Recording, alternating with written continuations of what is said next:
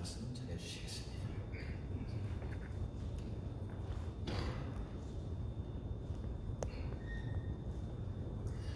봄이 되면 여러 가지 꽃이 피지 않습니까? 그런데 그 중에 하나가 봄의 전령사 튤립이 있습니다. 튤립은 대개 2월 말부터 피는 꽃인데 이 튤립이 굉장히 재미있는 전설이 있더라고요. 옛날 어느 나라에 너무나 아름다운 소녀가 있었는데 이 소녀의 아름다움에 반한 3명의 젊은이들이 동시에 그녀에게 청혼을 했습니다. 한 사람은 왕자고, 한 사람은 용감한 기사고, 또 한 사람은 돈이 많은 상인의 아들이었습니다. 왕자는 만일 당신이 나와 결혼해 준다면 나의 왕관을 그대의 머리에 씌워주겠소, 이렇게 제안을 했습니다. 기사는 나는 당신이 나와 결혼해 준다고 하면 나는 가문 대대로 내려오는 굉장히 귀한 칼이 있는데 이 칼을 당신에게 주겠습니다, 이렇게 얘기를 합니다. 상인의 아들은 우리 아버지 부자인 거 아시죠? 나는 내 금고 속에 가득 들어있는 황금을 당신에게 모두 드리겠습니다, 이렇게 얘기를 하는 거예요. 소녀는 왕자도 기사도 부자의 아들도 마음에 드는 거예요. 하나를 선택해야 되는데 다 마음에 드는 거예요.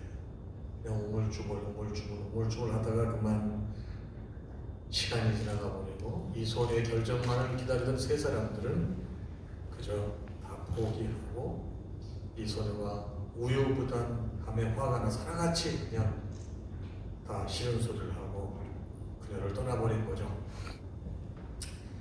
멋진 3사람을 못 잃어버린 소녀, 혼자 애를 태우다가 시름시름 병이 들어서 그만 세상을 떠났다는 얘기예요.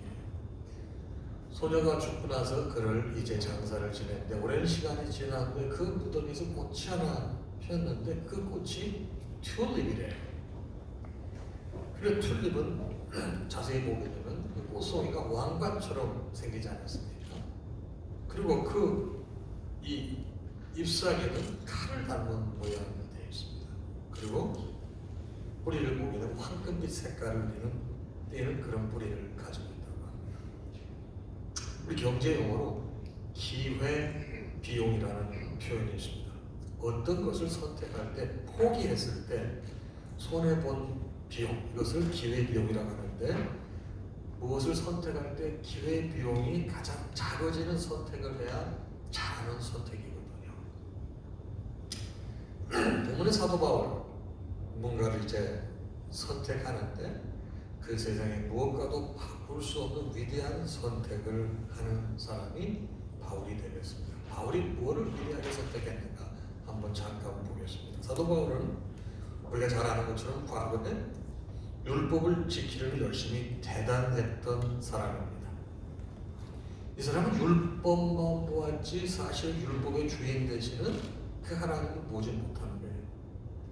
사실 복음이 없는 율법이라고 하는 것은 사실 이 사람을 몸이 건조하게 하고 심령을 마르게 만듭니다.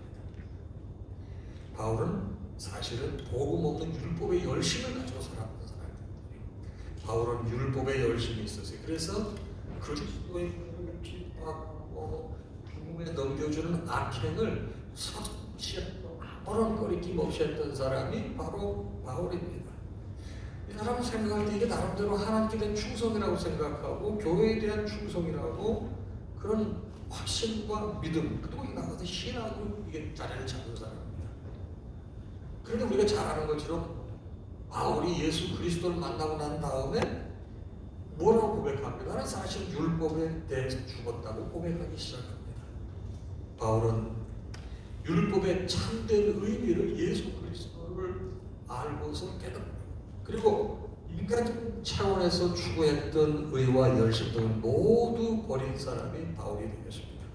바울은 갈라디아서 2장 19절에 보니까 내가 율법으로 말미암아 율법에 대하여 죽었나니, 자기가 율법에 대해서 죽은 이유는 이는 하나님에 대하여 살려 함이라. 바울은 전통 유대인들이 고수하는 율법을 이제 포기하겠다고 선언하는 거예요. 율법은 선악의 기준이요 심판의 근거로 제시된 유대인들의 절대 기준이지 않았습니까? 그러나 이 율법은 사실 예수 그리스도께서 이 땅에 육신의 몸을 입고 초림으로 오셨을 때 모든 시효가 만료가 되고 사실은 예수님 때문에 율법이 완성된 것임에도 불구하고 많은 전통 신앙을 고집했던 유대교인들은 율법을 포기하지 못한 채 율법주의자가 되어서 예수님과 교회를 핍박을 계속하게 됐죠. 사도 바울도 그 중에 한 명 아닙니까? 그래서 스데반 집사가 순교하는데 그 현장에 있었고 어떻게 보게 되면 사도 바울도 앞장섰던 사람 중에 하나일 수도 있는 것입니다. 그래서 사도 바울은 예수님을 만나고 자신의 주인으로 모신 후 목숨처럼 숭배했던 율법에 대해서 자기 죽었다고 하는 거예요. 율법에 대해서 죽었다고 하는 관계를 끊었다, 자기 의를 버렸다 이런 걸 결단한 걸 말하지 않겠습니까? 그러니까 바울이 결심한 것은 자기 의를 버리기로 결심했는데 자기 의의 기준이 율법이었는데 그 율법을 넘어서는 결단을 하게 됐다는 것입니다. 성경 구절을 보니까 유사한 분들이 몇 개 있더라고요. 갈라디아서 5장 4절에도 보니까 율법 안에서 의롭다함을 얻으려는 너희는 그리스도에게서 끊어지고 은혜에서 떨어진 자이다. 율법 안에서 의롭다함을 얻으려고 하는 사람은 그리스도에서 끊어지고 은혜에서 떨어진 자라고 말씀하고 있습니다. 로마서 4장 2절에 보니 만일 아브라함이 행위로서 의롭다함을 받았다면 자랑할 것이 있으려니와 하나님 앞에서는 없느니라 말씀합니다.